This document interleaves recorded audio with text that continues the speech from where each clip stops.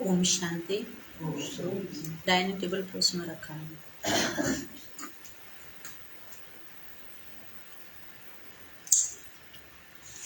आज प्यारे बाबा के 9 तारीख की मुरली की मधुर महावाक्य सुनेंगे।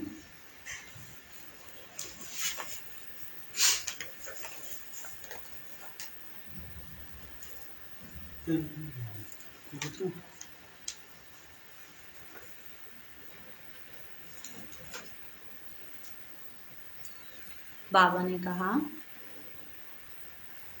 मुरली का हेडलाइन है, अव्यक्त महावाक्य है। भविष्य विश्व राज्य का आधार संगम युग का स्वराज्य। बाबा कहती हैं भविष्य विश्व राज्य का आधार है संगम युग का स्वराज्य। आज विश्व रचिता बाप दादा अपने सर्व स्वराज्य अधिकारी बच्चों को देख रहे हैं। इस वर्तमान संगम युग के स्वराज्य अधिकारी और भविष्य में विश्व राज्य अधिकारी बनते हो, क्योंकि स्वराज्य से ही विश्व के राज्य का अधिकार प्राप्त करते हो।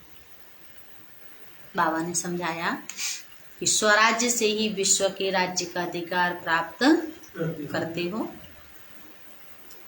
इस समय के स्वराज्य की प्राप्ति का अनुभव भविष्य विश्व के राज्य से ही अति श्रेष्ठ अनुभव है। सारे ड्रामा के अंदर राज्य अधिकारी राज्य करते आते हैं। सबसे श्रेष्ठ पहला है स्वराज्य, जिसके आधार से आप स्वराज्य अधिकारी आत्माएं अनेक जन्म सतयुग त्रेता तक विश्व राज्य अधिकारी बनते हो। बाबा ने समझाया कि जो स्वराज्य अधिकारी हैं वही क्या बनते हैं, विश्व राज्य अधिकारी। तो पहला है स्वराज्य और फिर आधा कल्प है विश्व राज्य। पहला है स्वराज्य, हाँ, और फिर बाबा कहते फिर है विश्व राज्य। तो विश्व राज्य अधिकारी, बाबा कहता है विश्व राज्य अधिकार और द्वापर से लेकर के राज्य तो होता ही है, लेकिन विश्व राज्य नहीं। द्वापर से लेकर के बाबा कहते राज्य तो होता ही है, लेकिन विश्व राज्य नहीं। स्टेटस के राजाएं बनते हैं। सारे विश्व पर एक राज्य, वह सिर्फ सतयुग में ही होता है। सारे विश्व में बाबा कहता है एक राज्य सिर्फ सतयुग में ही होता है, बाकी तो द्वापर से अलग अलग राज्यों की राजाएं बन जाती। नहीं, अलग अलग देश बने ना, पहले तो देशों के बने, फिर प्रदेशों के बने।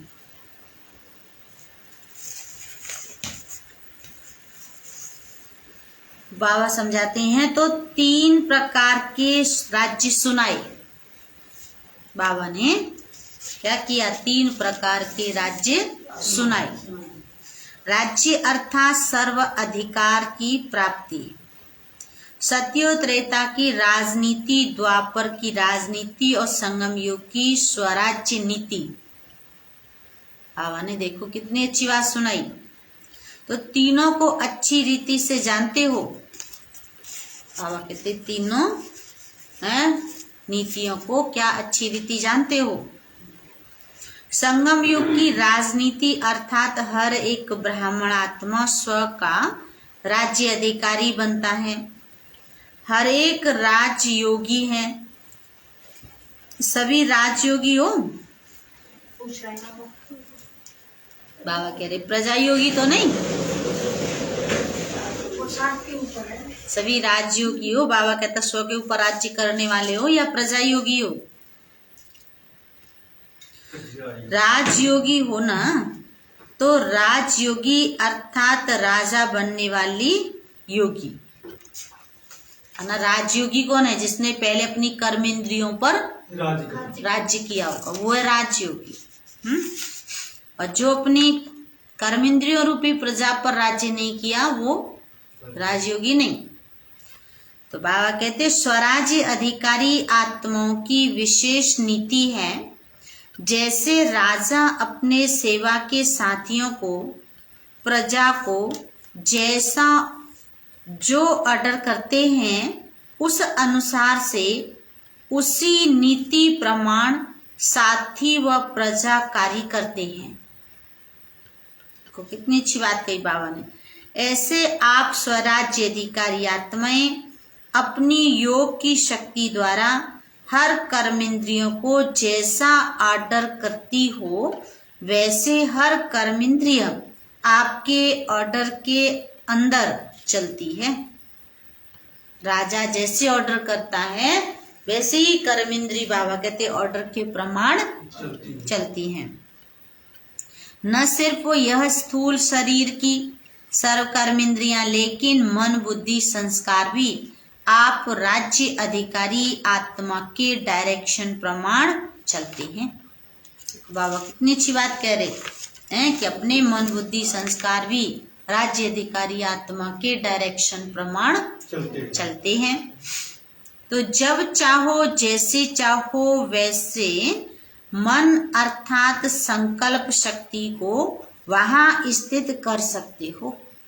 देखो कितनी अच्छी बात कही बाबा ने, है कि जैसे चाहो वैसे अपने मन को तुम जहां चाहो वहां लगा सकते हो।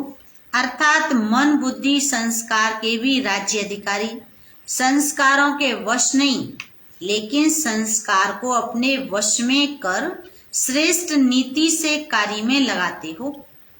श्रेष्ठ संस्कार प्रमाण संबंध संपर्क में आते हो तो स्वराज्य की नीति है मन बुद्धि संस्कार और सर्व कर्मेंद्रियों के ऊपर स्व अर्थात आत्मा का अधिकार।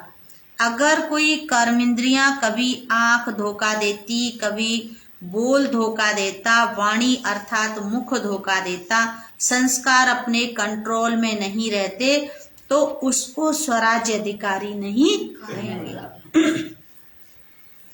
तो उसको कहेंगे स्वराज्य अधिकारी के पुरुषार्थी। अधिकारी नहीं लेकिन पुरुषार्थी। वास्तव में राज्य अधिकारी आत्मा को स्वप्न में भी कोई कर्मेंद्रिय व मन बुद्धि संस्कार धोखा नहीं दे सकते। देखो कितनी अच्छी बात कही बाबा ने कि मन बुद्धि और संस्कार कोई भी धोखा नहीं दे सकते, क्योंकि अधिकारी हैं तो अधिकारी कभी अधीन नहीं हो सकता। अधीन है तो अधिकारी बनने के पुरुषार्थी हैं। तो अपने से पूछो पुरुषार्थी हो या अधिकारी हो। बाबा कह रहे हैं अपने आप से पूछो पुरुषार्थी हो या अधिकारी हो। अधिकारी बन गए या बन रहे हो, पूछा बाबा ने। तो स्वराज्य का रूहानी नशा क्या अनुभव कराता है और क्या बन जाते हो? बेफिकर बादशाह बेगमपुर के बादशाह। बाबा कहता क्या बने हो? बेफिकर बादशाह बेगमपुर के बादशाह, जहाँ कोई गम नहीं। सबसे बड़े ते बड़ा बादशाह है बेफिकर बादशाह और सबसे बड़े ते बड़ा राज्य है बेगमपुर का राज्य। तो बेगमपुर के राज्य अधिकारी के आगे यह विश्व का राज्य भी कुछ नहीं है। बेगमपुर के बाबा कहते राज्य अधिकारी के आगे यहाँ का राज्य तो कुछ भी नहीं है। यह बेगमपुर के राज्य का अधिकार अति श्रेष्ठ और सुखमय है।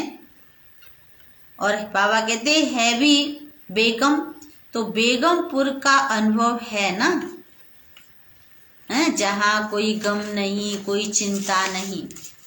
बेगम माना जहाँ कोई गम नहीं और कोई चिंता नहीं। बाबा कहते क्या ऐसे बेगमपुर के बादशाह बने हो? चिंता रहती है। तो सदा रूहानी नशे में बेगमपुर के बादशाह हैं। इस अधिकार में रहो, नीचे नहीं आओ। देखो आजकल के राज्य में भी अगर कोई कुर्सी पर है तो उसका अधिकार है और कल कुर्सी से उतर आता है तो उसका अधिकार रहता है? नहीं। कोई कुर्सी पे बैठा है तो उसका अधिकार है। बाबा कहें कि यदि कोई कुर्सी से उतर जाए तो क्या उसका अधिकार है? तो साधारण बन जाता है। तो आप भी स्वराज्य के नशे में रहते हो। हाँ, बाबा कहते अकाल तख्त नशीन रहते हो। सभी के पास तख्त है ना? बाबा पूछ रहे हैं कि बच्चे सभी के पास क्या तख्त है ना? बग गया। तो बाबा कहते हैं मुरली सुनो बैठ के। अच्छा, तो तख्त को छोड़ते क्यों हो? सदा तख्त नशीन रहो, रूहानी नशे में रहो। अकाल तख्त वह अमृतसर वाला अकाल तख्त नहीं, यह अकाल तख्त और यह अकाल, बाबा कहते अकाल तख्त सभी के पास है। तो अकाल तख्त नसीन स्वराज्य अधिकारी किसने बनाया? बाबा ने पूछा कि बच्चे तुम्हें अकाल तख्त नसीन स्वराज्य अधिकारी बताओ किसने बनाया? बाप ने हर ब्राह्मण बच्चे को तख्त नसीन, बाबा कहते राजा बना दिया है। बाबा ने सबको तख्त नसीन राजा बना दिया। सारे सृष्टि चक्कर के अंदर बैठ जाओ चुपचाप। बाबा कहते सारे सृष्टि चक्कर के अंदर ऐसा कोई बाप होगा जिसके अनेक सब राजा बच्चे हों? बाबा पूछ रहे हैं कि क्या ऐसा कोई बाप होगा जिसके इतने अनेक राजा बच्चे हों? अब इसको बंद कर दो और शांत है कि बैठे रहो।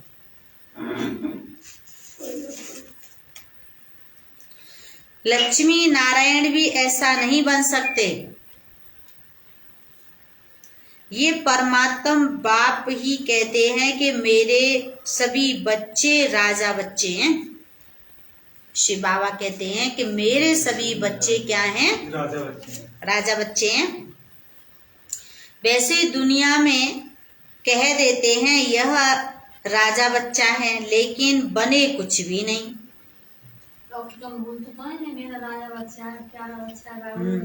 लेकिन बाबा कहते बनते कुछ भी नहीं। सर्वेंट बने या कुछ भी बने, लेकिन कहते मैं आत्मा नहीं, मैं आता,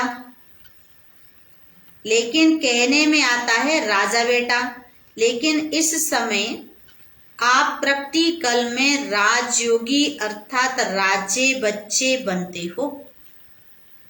प्रैक्टिकल में बाबा कहते आप क्या बनते हो? राजयोगी राजे बच्चे। तो बाप को भी नशा है और बच्चों को भी नशा है।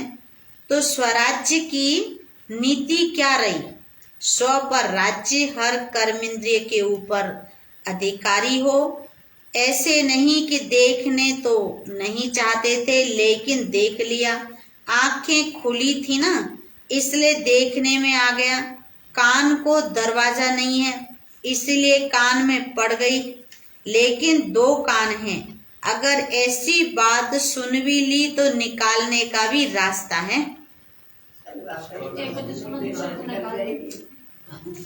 अच्छा, इसीलिए बाबा कहते इस भारत में ही विशेष यह चित्र बापू की याद में बना हुआ है। बुरा न देखो, बुरा न सुनो और बुरा न बोलो। एक कबीर जी का भी तो दोहा है, बुरा जो देखन में चला मुझसे बुरा न कोई। खोजा आपने तो मुझसे बुरा न कोई, तो बुराई तो अपने अंदर खोज के है ना। तो ये तीन दिखाते हैं, आप चार दिखाते हो। दुनिया के लोग तीन दिखाते हैं लेकिन बाबा कहता आप चार दिखाते हो।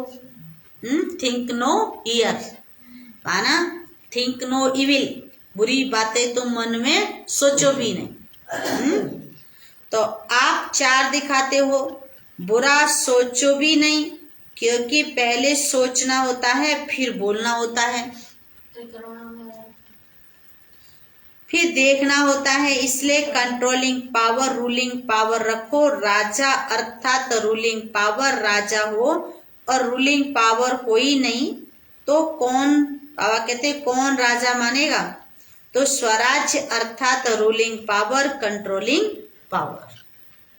बाबा ने समझाया स्वराज्य अधिकारी माना अपने ऊपर रूलिंग पावर और कंट्रोलिंग पावर।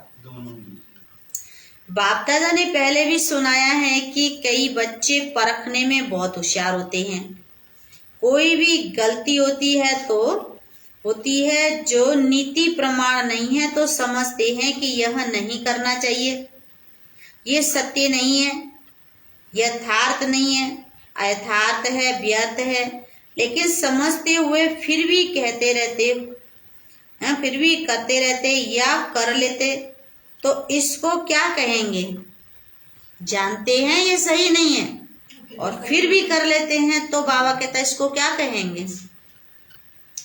कौन सी पावर की कमी है? कंट्रोलिंग पावर नहीं है। जैसे आजकल कार चलाते हैं, देख भी रहे हैं कि एक्सीडेंट होने की संभावना है, ब्रेक लगाने की कोशिश करते हैं, लेकिन ब्रेक लगे ही नहीं तो जरूर एक्सीडेंट होगा ना। अगर ब्रेक लगे ही नहीं तो बाबा कहते क्या होगा?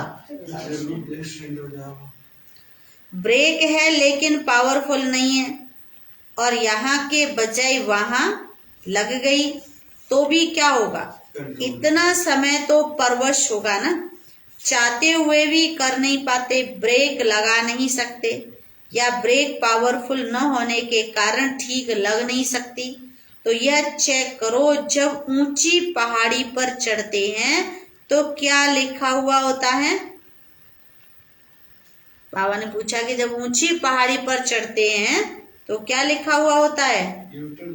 सावधान, मोड़ खतरनाक, मोड़ कठिन है, ऐसे लिखा हुआ होता है। तो लिखा हुआ होता है ब्रेक चेक करो, क्योंकि ब्रेक सेफ्टी का साधन है। तो कंट्रोलिंग पावर का व ब्रेक लगाने का अर्थ ये नहीं कि लगाओ यहाँ और लगे वहां। ब्रेक लगाने का बाबा का ये अर्थ नहीं है कि लगाओ यहाँ और लगे वहां।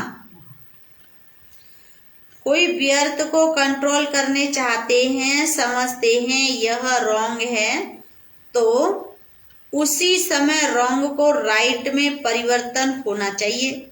इसको कहा जाता है कंट्रोलिंग पावर। ऐसे नहीं कि सोच भी रहे हैं लेकिन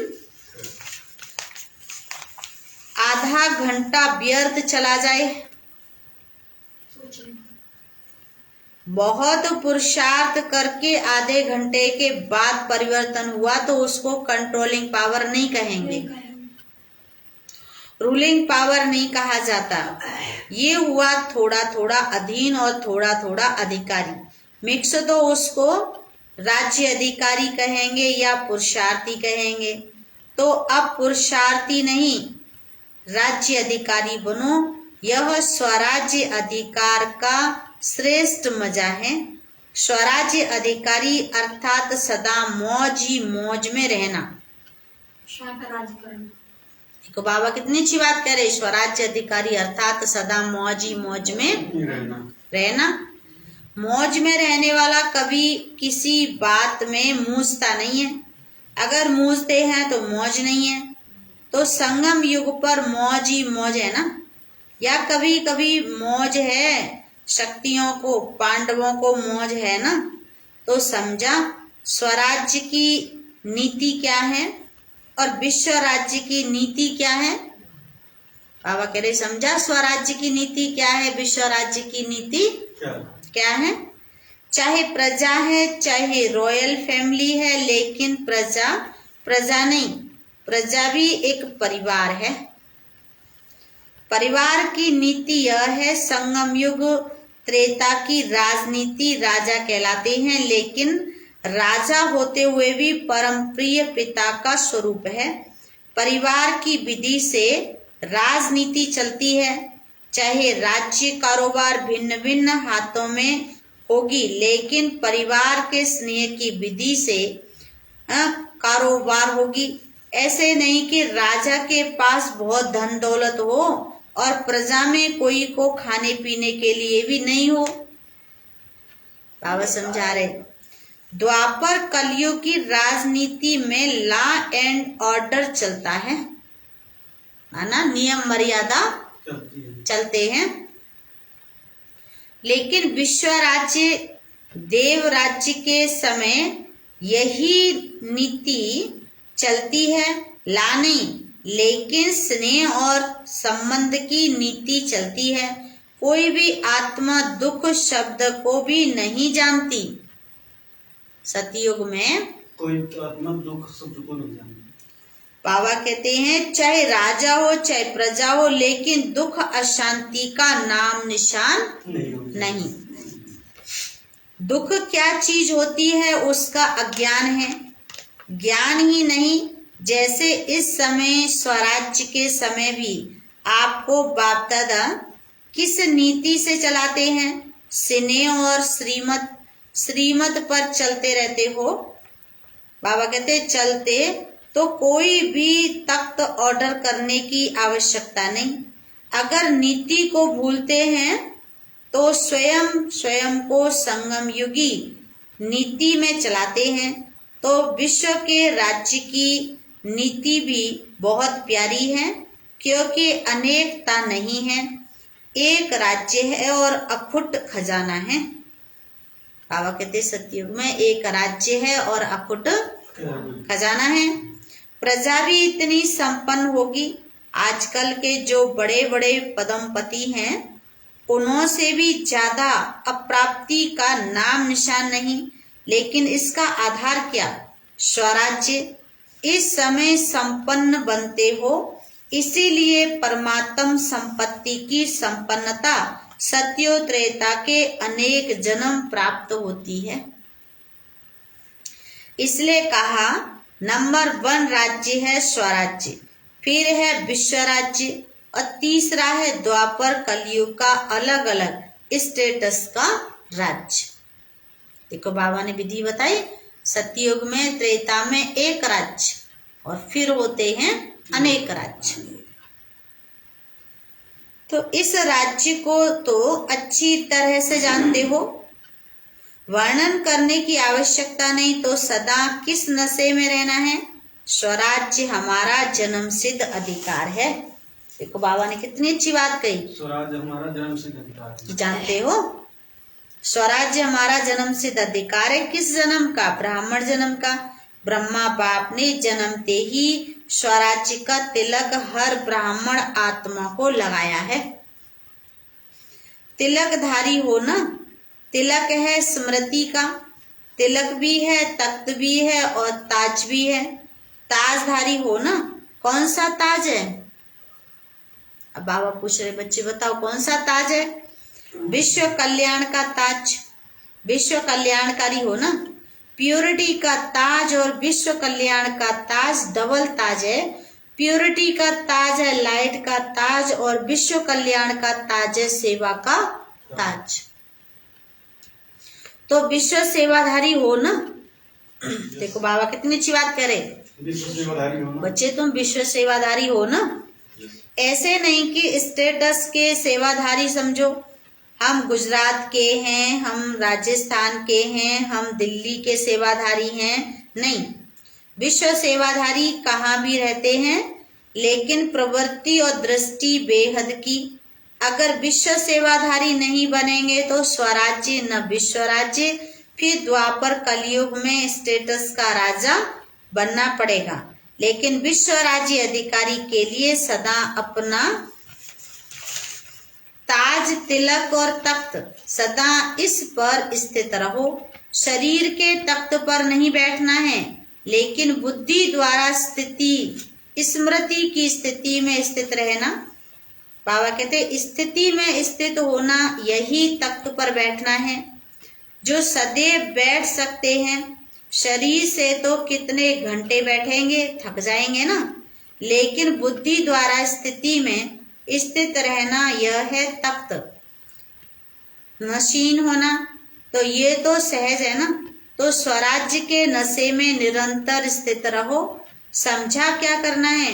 पुरुषार्थी नहीं लेकिन अधिकारी बनना है। क्या कह रहे बाबा? पुरुषार्थी नहीं कि पुरुषार्थी नहीं बल्कि तुम्हें अधिकारी बनना है। तो सभी ने मिलन मनाया ना? यस बाबा कह रहे बच्चे सभी ने मिलन मनाया ना? यस तो सभी भाग भाग कर आते हैं परमात्मा मिलन का मेला मनाने के लिए। तो मिलन के मेले में आए हो ना? यस जी बाबा। ये मेला लगता है या भीड़ लगती है? मेरा लगता है। बाबा कहते आराम है ना? यस आराम से रहना, खाना चलना सब आराम से है ना? कोई तकलीफ है? कोई दिक्कत? कोई परेशानी? बाबा कहते आराम से है ना? सब कुछ बाबा दे रहा है, प्राप्त है। अच्छा, तो बाबा कहते फिर भी बहुत लकी हो, उन मेलों के माफिक मिट्टी में तो नहीं रहे हुए हो। दुनिया में जो मेला लगते हैं वहाँ क्या होता है? मिट्टी मिट्टी होती है, टेंट वेंटों में रहना पड़ता है। फिर भी बिस्तरा और खटिया तो मिली है ना? है? बाबा कहते वहां मेले में तो बाबा कहते नहाओ तो भी मिट्टी, रहो तो भी मिट्टी, खाओ तो भी मिट्टी साथ में आएगी। यहाँ बच्चे आते हैं अपने घर में, नशे से आते हो, बाप भी खुश और बच्चे भी खुश। हॉल में पीछे बैठने वाले सबसे आगे हो, क्योंकि बाप दादा की पहली नजर लास्ट तक जाती है। बाबा ने कहा जो लास्ट में बैठने वाले हो वो सबसे आगे हो, क्योंकि बाबा की पहले नजर लास्ट में जाती है। अच्छा, स्वराज्य अधिकारी बेफिक्र बादशाह बच्चों को सर्व विश्व राज्य अधिकारी अनेक जन्म संपूर्ण संपन्न रहने वाली आत्माओं को सदा तिलक ताज और तख्त नसीन अधिकारी बच्चों को सदा बेहद की सेवा के उमंग उत्साह में रहने वाले विशेष बच्चों को देश विदेश के सर्व सम्मुख अनुभव करने वाले बच्चों को बाप दादा का पदम गुणा याद प्यार, साथ साथ सर्व के स्नेह के पत्रों का भी रिस्पॉन्स दे रहे हैं। विदेश और देश दोनों अपने अपने विधि प्रमाण स्व के पुरुषार्थ में सिद्धि को प्राप्त कर रहे हैं। बाबा कहते सब क्या कर रहे हैं? स्व के पुरुषार्थ में सिद्धि को प्राप्त कर रहे हैं और सेवा में भी सदा आगे बढ़ने के उत्साह में लगे हुए हैं।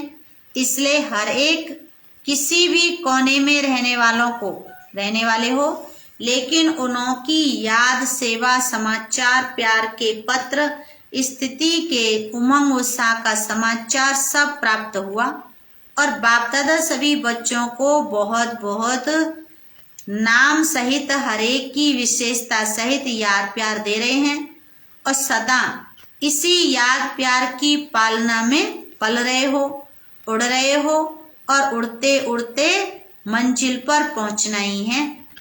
वह ये कहें कि पहुंचे हुए हो ही तो याद प्यार और नमस्ते। हम रूहानी बच्चों की रूहानी बाप दादा को याद प्यार, गुड मॉर्निंग, नमस्ते ते सदा रहेंगे, हंसते सभी बनेंगे।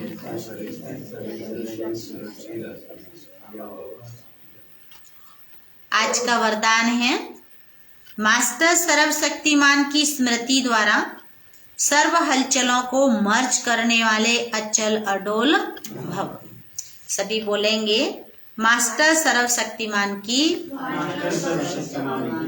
स्मृति द्वारा सर्व हलचलों को मर्ज करने वाले अचल अडोल भव। तो बाबा ने स्पष्ट किया, कहा जैसे शरीर का ऑक्यूपेशन इमर्ज रहता है, ऐसे ब्राह्मण जीवन का ऑक्यूपेशन इमर्ज रहे और उसका हर कर्म में नशा हो तो सर्व हलचलें मर्ज हो जाएंगी और आप सदा अचल अडोल रहेंगे। मास्टर सर्वशक्तिमान की स्मृति सदा इमर्ज है, तो कोई भी कमजोरी हलचल में ला नहीं सकती, क्योंकि वे हर शक्ति को समय पर कार्य में लगा सकते हैं। उनके पास कंट्रोलिंग पावर रहती है, इसलिए संकल्प और कर्म दोनों समान होते हैं। स्लोगन है, नाजुक परिस्थितियों में घबराने के बजाय उनसे पाठ पढ़कर स्वयं को परिपक्व बना लो। देखो कितनी अच्छी बात कही कि नाजुक परिस्थितियों में घबराने के बजाय उनसे पाठ पढ़कर स्वयं को परिपक्व बना लो। तो आज प्यारे बाबा ने मुरली की हेडलाइन में सुनाया क्या? भविष्य विश्व राज्य का आधार संगम युग का स्वराज्य है। भविष्य विश्व राज्य का आधार है संगम युग का स्वराज्य। और आज का विचार सुनेंगे 9 अक्टूबर। ईर्ष्या या घृणा के विचार मन में प्रवेश होते ही खुशी गायब हो जाती है। प्रेम व शुभ भावना युक्त विचारों से उदासी दूर हो जाती है।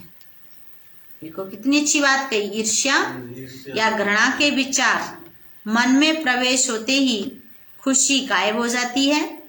प्रेम व शुभ भावना युक्त विचारों से उदासी दूर हो जाती है। ओम शांति।